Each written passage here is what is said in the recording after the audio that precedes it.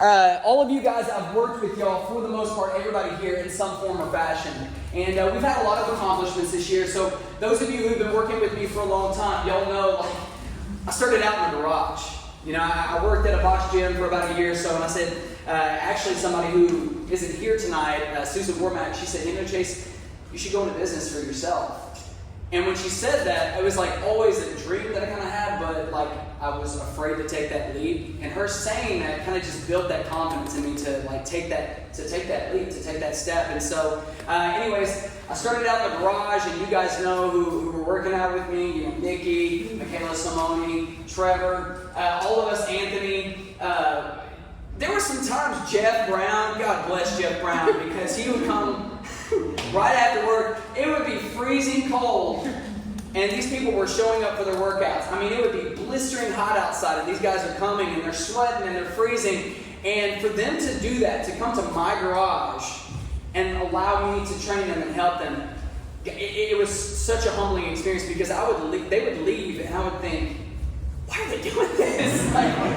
So I want to thank y'all so much. But now that we have a brick and mortar location, I mean, this is crazy.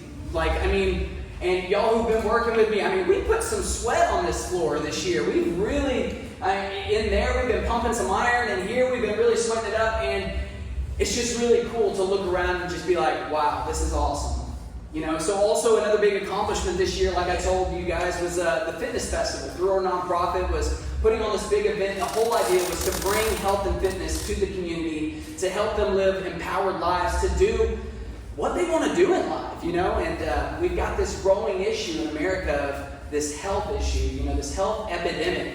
And I know that hinders people from living their life to the fullest. And so that's a big mission that we have with the nonprofit is helping people live healthy, fulfilled lives. And so we got to really take that first step this year, have a massive event. It was a huge success, and it's just going to be really interesting to see what comes in the years to come regarding that. And so the last thing that I'll mention really quick was this year I decided to shift my business not just to in-person training but to also online. And so there's actually people who are here tonight who I've been working with in the online capacity.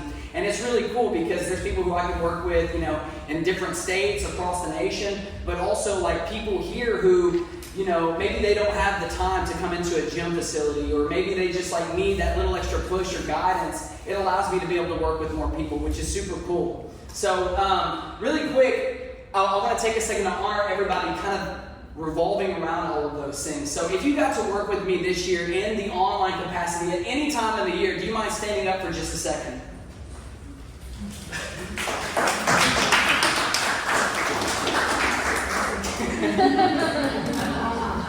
Awesome. So we started doing these 30-day challenges. We've been doing these for the past 3 months. And in the morning, these people are waking up at 5:30, 5:45, whatever it is, to get here for their 6 a.m. workout. And it's been a blast. And so if you've been a part of that 30-day workout, that 30-day challenge with me, whether it was October, November, or this month, would you please stand up for a second?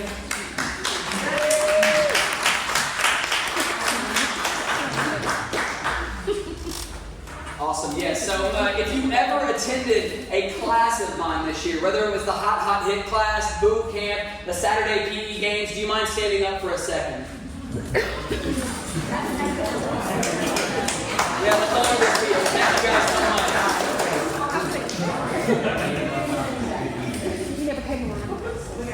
If you train with me in a group setting, meaning like 2, 3, maybe 5 people in your small group this year, if you had a small group with me, would you please stand up for a second? Yeah, let's honor these people. And then last but definitely not least, any one-on-one clients that I got to work with this year, would you please stand up? Oh, come on, bro, put that new name in you. Check out for out. Yeah, so I thank you guys so much. And over the next few minutes, what I really want you to do is I want you to think back to this year. I want you to think about all the things that you did, whether it was in the gym or even in your life, and I want you to think about what you accomplished. You know, this fitness thing, it's a journey, you know, and there's different steps. There's literally levels to it. And I'm going to go deeper into kind of my story here in a second, but I don't know what your step was. Maybe this year it was just getting in the gym. That was a huge step for you. Maybe for you, it was learning, hey, I've got to dial in some of these things with my nutrition. Maybe it was laying some things down like, hey, I want to pull back on the drinking or pull back on the sugar or whatever it is. But I want you to think about some of these different steps, these different habits that you built, whatever it may be, these little successes, these little wins along the way. Because the wins that we accomplish and achieve on this journey of fitness is what's actually going to drive us. Because if we stay glued to the outcome, we may get discouraged because, once again, it's a journey. It takes us a long time to get to that thing that we want to achieve. And so we've got to stay glued. We've got to stay connected to the tiny little wins along the way, the things that kind of give us a little boost. Don't lose sight of those things because they mean a lot. But I also want you to think about the things outside of the realm of fitness that you were able to accomplish. I want you to think in the realm of your family, in your finances, in your faith. What are some steps that maybe you took? Some things that you can look back on this year and you can be like, wow, I did that. You know, in my business I did this, or in my career I did this, or with my family we're doing this, or you know, maybe we're getting engaged, or whatever it may be. There's some things to celebrate and look back on this year and be excited about. And I want you to think about these things because that's my whole thing is I don't just want you to be physically fit. I want you to be mentally fit. I want you to be emotionally fit. I want you to be spiritually fit. I don't just want to be your personal trainer. I want to be your trainer for life. And that's kind of like a little double entendre, right? I want to be your trainer for life because I want you to excel in all the things that you do in life, but also like I want you to work with me for the rest of your life. And so over the next few minutes, if it's okay with you guys, I just want to share 2 things with you that you can use moving into 2024 that's going to help you succeed, not just here in the gym, but in life as well. Would that be okay with you guys tonight? Yes. Now listen, as y'all know, I get long-winded. I start to talk a lot. Feel free to cut in. Like, this is a dialogue. This is not a monologue. This is a conversation to celebrate you. I'm not trying to shine a light on me. This is all about you guys. Okay? But I want to share 2 quick things. And what I want to talk about is something called progressive overload. And so some of you guys, y'all are familiar with this concept, but I'll take it back to when I first got started in health and fitness.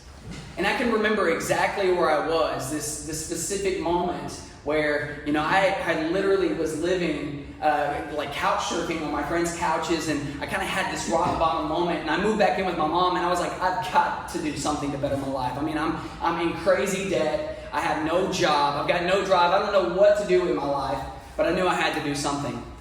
And so what did I do? I started exercising. And let me tell you, if you ever get to a place in your life that is so dark, so doom and gloom, so depressing that you actually want to exercise, you got to a very interesting place, my friend. Because even the most motivated have trouble going to the gym every day. And that's why you see professional athletes hire coaches. That's why you guys hire coaches. 80 to 90% of my job is accountability. Is sitting here looking at the clock wondering when you're going to get here. I mean, seriously. And so I started out, right, and the only thing that I knew what to do back in these days was go for a run and cut out fast food. That was it. That was the extent of my knowledge with my health and fitness. And so I just started doing this day after day after day. Every single day, I would go for a run and I would cook at home. That was it. And I literally did this until eventually, like, I stopped getting some of those returns, some of those, like, positive benefits, some of those, like, results, right? And I knew, okay, I have to do something else now. But I was broke. I couldn't even afford a gym membership, y'all. Planet Fitness wouldn't even let me come in. I'm serious. Like, $10 was, like, out of my budget. And I knew I had to do something, so I thought back, and like in my high school days, I've been in athletics. I knew lifting weights was important, but I couldn't get a gym membership. So I was like, okay, I'm going to get on YouTube, and I'm going to find a body weight workout to do. And so I get on there, I'm like, home body weight workout, ripped. You know, like typing this in the search bar, and this workout comes up. It's called the 300 Spartan Workout. Y'all remember the movie 300 with the Spartans, right? And it's got like them on the thumbnail. They're like all doing, you know, their shirts off, six-pack. I'm like, yeah, I want to look like that. So I start running the play on this workout. And it's like, the first time I do it, y'all, I'm not even kidding. It took me like 30 minutes. Because you literally do 300 reps of 10 different exercises. 300 reps. And I'm serious, like after the first day, I'm so sore. I'm in pain. I'm hurting. I can't even walk. And I'm like, there's no way I can continue to do this. But the next day, I did it again. And that 30-minute workout cut down to 20 minutes. And then it shaved down to 18 minutes. And I kept doing it day after day after day. And it finally got to this point where it was like 11:27, 11:26, 11:25. And then I started shaving milliseconds off of this workout every single day. But I'm looking forward to it. And I'm going. And it's like, there's days where I'm like, man, I really just don't want to do it. By this time, I'm working and stuff. And so I'm coming home like, man, before I can get a shower, I got to hit this workout. And so then I got to this point where I got a job. I've got some income coming in. I'm starting to pay off some debt. I'm doing this workout, so I'm like looking in the mirror. I'm starting to get confident about myself. I'm like, okay, all right, cool, let's go. Then I got to a place where I said, hey, I can afford the $10 membership. And so I started going to the gym. And then I started amplifying that. I started looking at all the people there in the gym and studying what they do. I started watching more YouTube videos. I started really researching this stuff. And I never thought, when I was going through this entire process, that I would be standing here in front of you today as your personal trainer, sharing this information with you. I never imagined, because y'all know me, my background's in theater. My whole goal was to get to Hollywood. I thought I was going to be like the next Matthew McConaughey. Why not? Why not? That's literally my thought, but I had no action plan, and really what happened was God was positioning me, was giving me this new experience, and cultivating a real passion for the health and fitness thing. And I'll never forget it. I'm going for a run one day, and I'm doing the whole motivational speech to myself. I'm saying positive affirmations. I'm a winner. I'm a champion. I'm a winner. I'm a champion. I'm saying when I do this with you guys, I've lived it. This isn't something that it was a part of me forever. But what I really want you guys to see with this story is, as I was running, I started to have this vision. And in this vision, I was running, and there were people behind me who I was leading. And as I was leading them, they were throwing things off of them. Weight was falling off of them. Old emotions were falling off of them. Smiles were coming on their faces. They were running with their chest up. And I knew, I want to live that. Now, I still followed the acting thing for a long time. And I'm not going to get into the story because we could literally be here all night of what actually positioned me here tonight. But what I really want y'all to see with that story is the progressive overload that took place. Is that when I started on this journey, I had two things. Stop eating fast food, go for a run. And then I started to place more demands on myself by the bodyweight workout, going to the gym. I'm starting to juggle work, and I'm trying to get out on the dating scene, and I'm doing all this different stuff, right? And I'm demanding more of myself so that I can grow and develop into this person. And then when I had that vision, I knew I have to become somebody in order to be able to do that. And so what I want you guys to take away from this is, when we're working out, and every single day when y'all come in, every single week, I'm saying, hey, let's go up on weight this week. I'm trying to throw heavier dumbbells in your hands. It's for a reason. Because there's something called the SAID principle. And that's what the SAID principle is a specific adaptation of imposed demands. It is a principle. It is a law. You can't break it. You can't break it. You can't change it. You can't move it. It can't be shaken. And what it says is, the more demands you place on yourself, the more your body is forced to adapt. Now, you have to be intelligent with that too, right? If you push too hard, you break. And that's why you have somebody like me who can kind of help guide and find that sweet spot for you. But what I really want you to do is, I don't really want to talk so much about tonight is you coming to the gym on Monday morning all fired up from this message and wanting to go up on weight and stuff like that. What I really want you to do is start applying, imposing more demands on yourself in all areas of your life.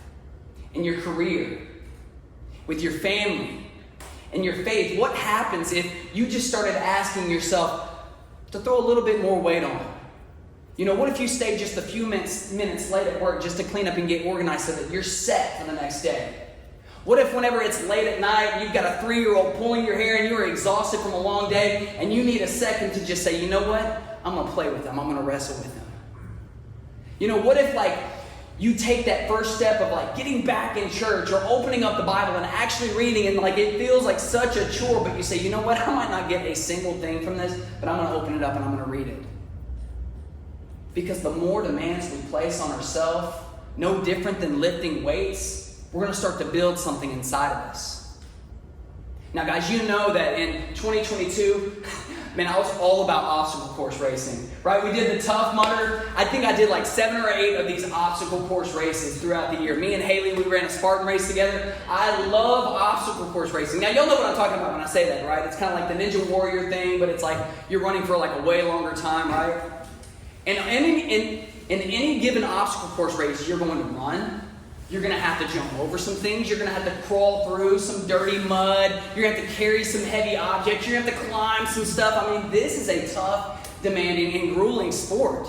And you guys who trained with me, y'all know we did like an 8 or 12 week block where we literally trained up for this Tough Mudder. I mean, it was tough. It was tough. But the reason I love obstacle course racing so much is because in life, you have this goal that you're running towards, this thing that you want to achieve. But in order for you to get there, there's some obstacles that life's going to throw at you that you're going to have to jump over. There's some dirty, nasty, difficult situations that you're going to have to crawl through.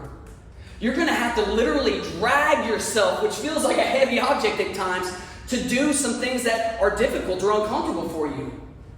There's going to be times when we have to scale or climb some of life's most difficult challenges. The reason I love obstacle course racing so much is because it's training ground for life. Now, guys, I've been training all year for this one race. There was one race that I had my eyes set on, and I'm getting ready. I'm going through the training. I'm even working out with my clients. I'm like, I'm ready for this day. And so the day comes, and we all line up, right? And we get ready, and I'm up at the front, and boom, we take off, and we go. And man, I'm feeling good, right? I'm up at the top of the pack. There's like 5 other guys with me. I come up to the first obstacle. I'm just like, boom, hit the ground. I'm rolling. Man, I'm feeling good. I'm tapping into my breathing. I'm keeping my shoulders relaxed. I'm feeling good. It's like me and 3 or 4 other guys, right? I go through 2 or 3 other obstacles just like this. And then we get about a quarter of a mile into the race, and I look next to me, it's one other guy. And I'm like, all right, man, I'm just about to hit cruise control. I'm going to glide through this, and then at the very end, I'm going to push. Well, we come up to this huge ditch. It goes down like this, right? And you're supposed to like just run down. It wasn't even an obstacle. It was just like a part of the track, right? You just run down, up, and then you keep going. Well, I was like, all right, let me gain the edge. I just got a little ahead of myself. And so I go to jump to the bottom of this thing. And when I land, my ankle rotates.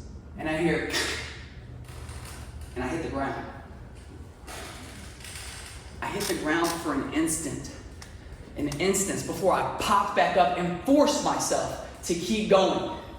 Despite the pain, despite the fact that it hurt, I kept going.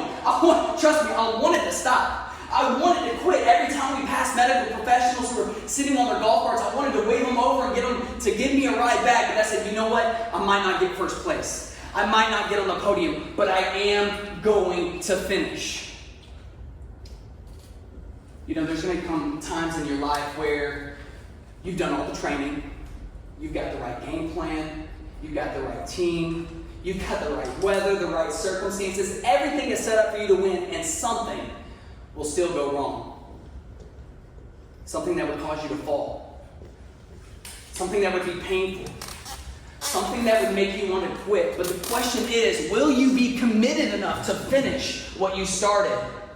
You see, in today's world, we've got a lot of strong starters, but we've got even more weak finishers. You know, we come out the gate hard, eager, excited, energetic, but when things don't go our way, or we realize how long it's going to take, or we start getting tired, we're ready to quit. But guys, we got to get to this place where we say, you know what? I don't care how long it takes. I don't care what people think about me. I don't care what the doctor says the diagnosis is. Chaos, bring it on. Criticism, bring it on. COVID-19, you better sit your butt down. I put in too many hours of this. I put in too much money for this. I've given too much of myself to this. I will finish because I'm committed. I might fall down 6 times, but I'm going to rise again. You know, the Latin word for commitment is committere. Some of y'all have heard me say this before. It means to bind, to entrust, to come together. But this isn't no Beatles song, because even the Beatles couldn't stay together. When they said to come together, it was like cement. It was like a bond that could not be broken. One that if it was broken, it was punishable by death. That's how serious it was. But let's be real. Here in America today, we treat commitment like it's a suggestion. If things don't work out, we can always back out. You know, they say that 66% of employees are not committed to their jobs. That at any point something better comes along, boom, I'm out. 75% of people say that the reason that their marriages failed was because of lack of commitment. 77, guys, we got New Year's coming up, right? We got New Year's coming up, New Year's resolution. 77% of people who set a New Year's resolution will give up on it by 2 weeks. But guys, tonight, for this group right here, I'm asking you to commit, to become a finisher. Because when we say that we're training for life, we're not just training for life's most difficult circumstances. When we say that we're training for life, we're training for the best of our life, for the rest of our lives. We have to be committed.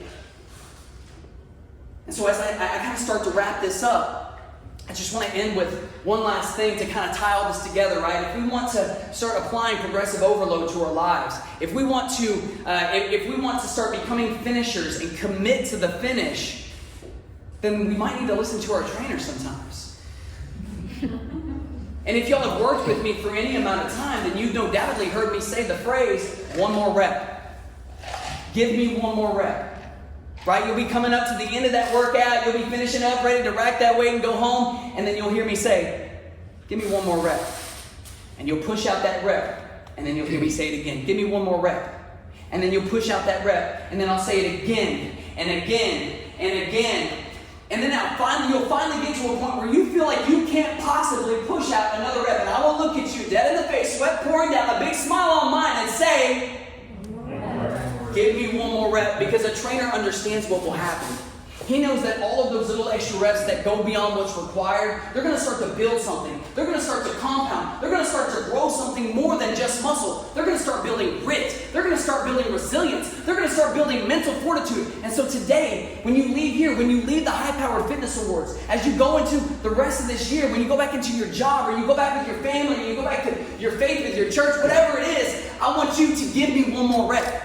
I want you to give me one more rep before you clock out of work. I want you to give me one more rep in your workout before you leave. I want you to give me one more rep with that family time before you say goodbye. I want you to give me one more rep in that private prayer time that you might have, because the world is going to demand a lot from us. It's going to want to prevent us from living a life fulfilled. But when we say that we're training for life, when we realize that we've got a family that's depending on us, when we've got a team who's relying on us, when we've got people at work who are looking to us, then we know that we have to finish. And so what I want to encourage you today is become a finisher. Apply those extra reps. Utilize progressive overload. And continue to train for the best of your life, for the rest of your life. Thank you guys.